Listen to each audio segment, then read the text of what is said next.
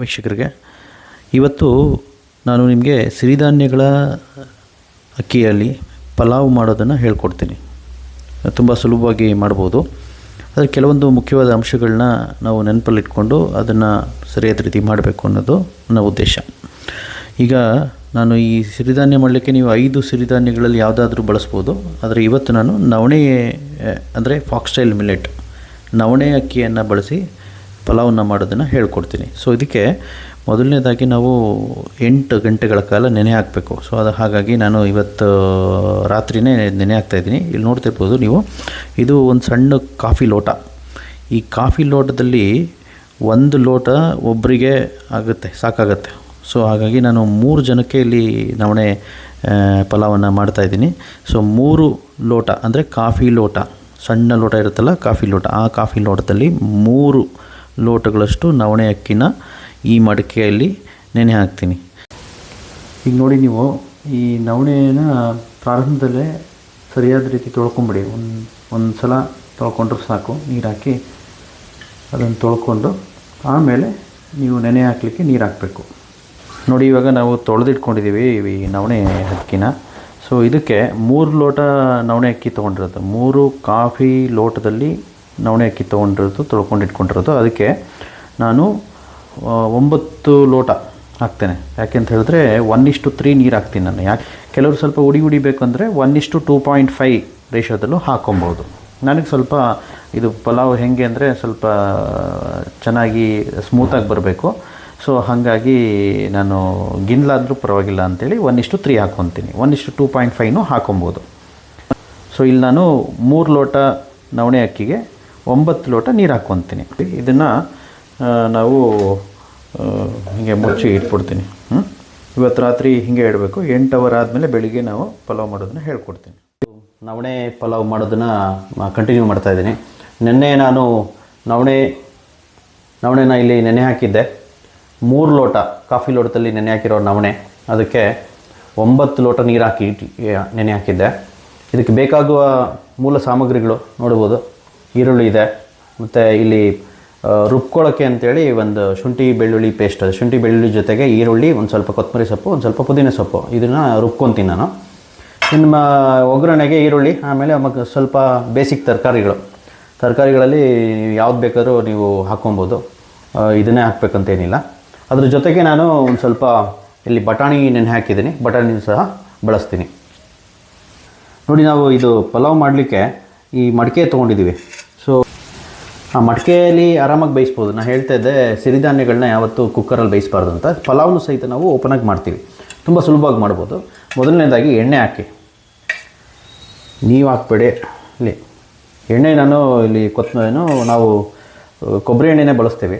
So ನಿಮಗೆ ಯಾವುದು ನಿಮ್ಮ ರೀಜನಲ್ಲಿ ಯಾವುದು ಗಾಣದ ಎಣ್ಣೆ ಸಿಗುತ್ತೆ ಅದನ್ನು ಬಳಸ್ಬೋದು. ಸೊ ನಾವು ಕೊಬ್ಬರಿ ಬೆಳೆಯೋದ್ರಿಂದ ಕೊಬ್ಬರಿ ಎಣ್ಣೆನೇ ಬಳಸ್ತಾ ಇದ್ದೀವಿ ಸುಮಾರು ವರ್ಷಗಳಿಂದ.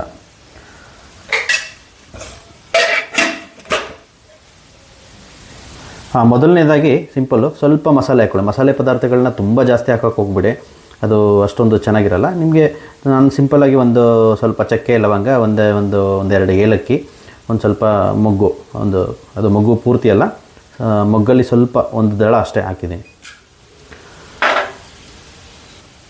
ನಂತರ ಈರುಳ್ಳಿ ಹಾಕ್ಕೊಳ್ಳಿ. ಈರುಳ್ಳಿ ನಾನು ಉದ್ದುದ್ದು ಕುಯ್ಕೊಂಡಿದ್ದೀನಿ. ಇದೊಂದು ನಂದು ಸೀಕ್ರೆಟ್ ಇಂಗ್ರೀಡಿಯೆಂಟ್ ಪಲಾವ್ ಮಾಡುವಾಗ. ಈರುಳ್ಳಿ ಚೆನ್ನಾಗಿ ಕಂದು ಬಣ್ಣ ಆಗೋವರೆಗೂ ನೀವು ಇಲ್ಲಿ ಫ್ರೈ ಮಾಡಬೇಕು. ಇದು ಒಗ್ಗರಣೆಯಲ್ಲಿ ಅದು ತುಂಬ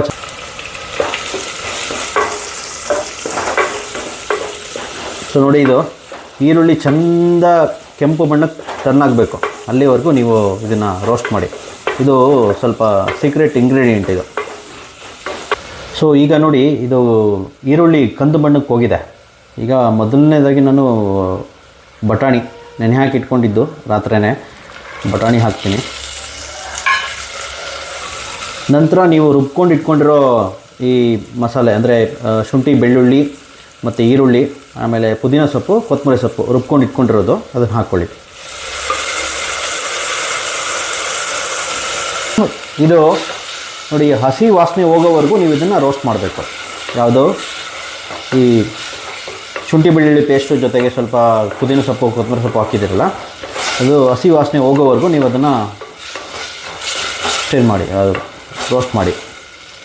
ನೋಡಿ, ಇದು ಹಸಿ ವಾಸನೆ ಕಡಿಮೆ ಆಗಿದೆ. ಸೊ ಇದಾಗುವಾಗ ನಂತರ ನಾನು ಟೊಮೊಟೊ ಕುಯ್ಕೊಂಡಿದ್ದೀನಿ, ಒಂದೇ ಟೊಮೊಟೊ, ಸ್ವಲ್ಪ ಹುಳಿಗೆ ಚೆನ್ನಾಗಿರುತ್ತೆ ಫ್ಲೇವರು. ಸೊ ನಾವು ಟೊಮೊಟೊ ಯೂಸ್ ಮಾಡಲ್ಲ ಬೇಡ ಅಂತ ಅಂದರೂ ತೊಂದರೆ ಇಲ್ಲ, ಟೊಮೊಟೊ ಇಲ್ಲದೆ ಇದ್ದರೂ ಚೆನ್ನಾಗಿರುತ್ತೆ. ನೋಡಿ, ಇದು ತರಕಾರಿ ಹಾಕ್ತೀನಿ. ನೆಕ್ಸ್ಟು ತರಕಾರಿ ನಿಮ್ಗೆ ಯಾವ ತರಕಾರಿ ಅನುಕೂಲ ಆಗುತ್ತೆ ಆ ತರಕಾರಿನೇ ಹಾಕಿ. ನಾನಿಲ್ಲಿ ಕ್ಯಾರೆಟು, ಸ್ವಲ್ಪ ಬೀನ್ಸು, ಆಮೇಲೆ ಸ್ವಲ್ಪ ಆಲೂಗಡ್ಡೆ, ಒಂದೇ ಒಂದು ಆಲೂಗಡ್ಡೆ ಅಷ್ಟೇ. ಇದು ತರಕಾರಿ ಚೆನ್ನಾಗಿ ಸಾಟ್ ಆಗಲಿ, ಇದು ಮಾಡ್ಕೊಳ್ಳಿ. ತರಕಾರಿ ಸ್ವಲ್ಪ ಜಾಸ್ತಿ ಇದೆ ಅನ್ನೋ ಕಾಣುತ್ತೆ, ಬಟ್ ತೊಂದರೆ ಇಲ್ಲ, ಅದು ಬೇಯ್ತಾ ಕಡಿಮೆ ಆಗುತ್ತೆ. ಸ್ವಲ್ಪ ಖಾರದ ಪುಡಿ, ಖಾರಕ್ಕೆ ನಾನು ಏನೂ ಹಾಕಿಲ್ಲ, ಮೆಣಸಿನ್ಕಾಯಿ. ಸೊ ಖಾರದ ಪುಡಿ ಯೂಸ್ ಮಾಡಿ. ಖಾರದ ಪುಡಿ ಇದು ಮನೇಲೇ ಮಾಡ್ಕೊಂಡಿರೋ ಖಾರದ ಪುಡಿ, ತುಂಬ ಚೆನ್ನಾಗಿರುತ್ತೆ. ನಿಮ್ಗೆ ಎಷ್ಟು ಬೇಕು ಅಷ್ಟು ಖಾರ ಮಾಡ್ಕೊಳ್ಳಿ. ಸೊ ನಾನು ತುಂಬ ಖಾರ ಇಷ್ಟಪಡಲ್ಲ, ಸೊ ಸ್ವಲ್ಪ ಮೀಡಿಯಮ್ ಖಾರನ ಹಾಕ್ತಾಯಿದ್ದೀನಿ.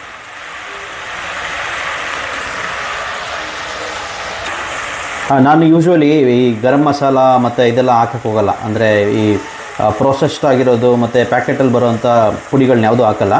ಮನೇಲೇ ಮಾಡ್ಕೊಂಡಿರೋ ಖಾರದ ಪುಡಿ ಮತ್ತು ಧನಿಯಾ ಪುಡಿ ಹಾಕ್ತೀನಿ, ತುಂಬ ಚೆನ್ನಾಗಾಗುತ್ತೆ. ಇವತ್ತು ಏನಾಗಿದೆ ಅಂದರೆ ಈ ಬರೀ ಸ್ಮೋಕಿಂಗು, ಡ್ರಿಂಕಿಂಗು ಮಾತ್ರ ಇದು ಅಂದ್ಕೊಂಡಿದ್ದಾರೆ, ಏನೋ ಕೆಟ್ಟದು ಅಂದ್ಕೊಂಡಿದ್ದಾರೆ. So that is not the true. So processed and packaged ಫುಡ್ನ ಆದಷ್ಟು ನೀವು ಅವಾಯ್ಡ್ ಮಾಡಬೇಕು. ಸೊ ಇಲ್ಲ ಅಂದರೆ ನಿಮಗೆ ರೋಗಗಳು ಕಟ್ಟಿಟ್ಟ ಬುತ್ತಿ. ಇದು ತರಕಾರಿ ಸ್ವಲ್ಪ ಹಬೇಲಿ ಹಾಗೆ ಸಾಟ್ ಆಗಿದೆ. ಸೊ ನಾನಿವಾಗ ಈ ನೆನೆ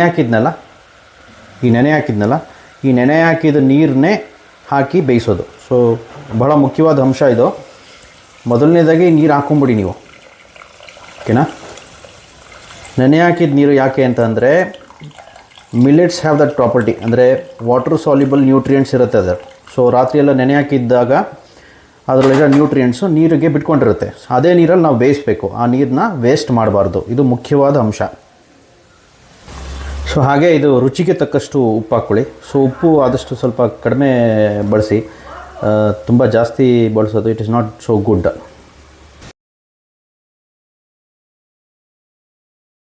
ಸೊ ನೋಡಿ, ಇವಾಗ ಮಳ್ತಾ ಇದೆ ಅದು. ಈ ಥರ ಮಳ್ಳುವಾಗ ನೀವು ಅಕ್ಕಿ ನೀರನ್ನ ಆವಾಗಲೇ ಹಾಕಿದ್ರಿ, ಈಗ ಅಕ್ಕಿ ಹಾಕಬೇಕು. ಯಾವುದು ಇದು ನವಣೆ ಅಕ್ಕಿ, ಫಾಕ್ಸ್ಟೈಲ್ ಮಿಲೆಟ್, ಇದನ್ನು ಹಾಕ್ಕೊಳ್ಳಿ.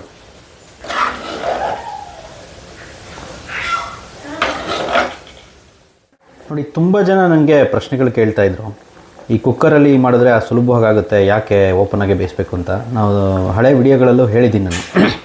ಓಪನಾಗಿ ಬೇಯಿಸೋದ್ರಿಂದ ತುಂಬ ಅಡ್ವಾಂಟೇಜ್ ಇದೆ. ಒಂದು, ಆಳದವರೆಗೂ ಅದು ಬೇಯಬೇಕು, ಅಂದರೆ ಲೇಯರ್ಸ್ ಆಫ್ ಕಾರ್ಬೋಹೈಡ್ರೇಟ್ಸು ಮತ್ತು ಫೈಬರ್ಸು ಅದು ಆಳದವರೆಗೆ ಹೈ ಫ್ಲೇಮಲ್ಲಿ ಇಟ್ಕೊಂಡಿದ್ದೀನಿ ನಾನು.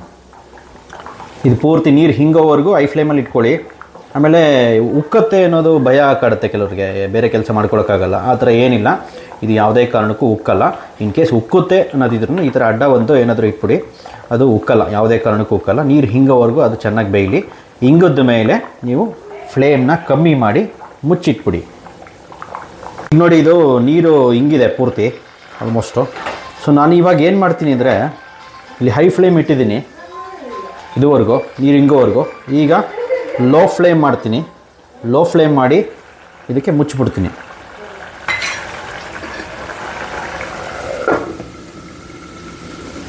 ಮುಚ್ಚಿ ಲೋ ಫ್ಲೇಮಲ್ಲಿ ಇಟ್ಬಿಡಿ. ಅದು ನೀಟಾಗಿ ಅಳ್ಕೊಳ್ಳುತ್ತೆ. ಅಳ್ಕೊಂಡಾದ್ಮೇಲೆ ನಿಮಗೆ ತೋರಿಸ್ತೀನಿ. ನೋಡಿ, ಇದು ನಾನು ಸಿಮ್ಮಲ್ಲಿ ಇಟ್ಟಿದ್ದೆ. ಇದು ಮುಚ್ಚಾದ್ಮೇಲೆ ಸಿಮ್ಮಲ್ಲಿ ಜಾಸ್ತಿ ಹೊತ್ತು ಇಡಬೇಡಿ, ಇಲ್ಲಾಂದರೆ ತಳ ಸೀದೋಗುತ್ತೆ. ಸೊ ಒಂದು 5 ನಿಮಿಷ ಅಷ್ಟೇ ಸಿಮ್ಮಲ್ಲಿ ಇಟ್ಬಿಟ್ಟು ಅದನ್ನು ಆಫ್ ಮಾಡಿಬಿಡಿ. ಸೊ ಆಫ್ ಮಾಡಿಬಿಟ್ಟು ಈ ಥರ ಮುಚ್ಚಿ ಹಾಗೆ ಇಟ್ಬಿಡಿ. ಇದು ಅಳ್ಕೊಳ್ಳುತ್ತೆ, ಅರಳಕ್ಕೆ ಸ್ವಲ್ಪ ಸಮಯ ತಗೊಳುತ್ತೆ. ಒಂದು ಮೇ ಬಿ ಒಂದು 15ರಿಂದ 20 ನಿಮಿಷದಲ್ಲಿ ಅಳ್ಕೊಳ್ಳುತ್ತೆ. ನೀವು ಆಮೇಲೆ ಬಂದು ಅದನ್ನು ತಿನ್ಬೋದು. ಈಗ ಪಲಾವ್ ರೆಡಿಯಾಗಿದೆ. ಸೊ ಹೇಗಾಗಿದೆ ನೋಡೋಣ.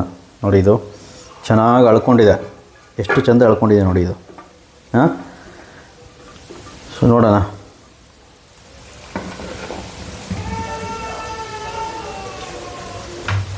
ನಾನು ಮೊದಲೇ ಹೇಳಿದ್ದೆ, ಸೊ ನನಗೆ ಬೇಕಾಗಿ ನಾನು ಸ್ವಲ್ಪ ಗಿಂದ್ಲಾಗೋ ಥರ ನಾನು ಮಾಡ್ಕೊತೀನಿ ಅಂತ.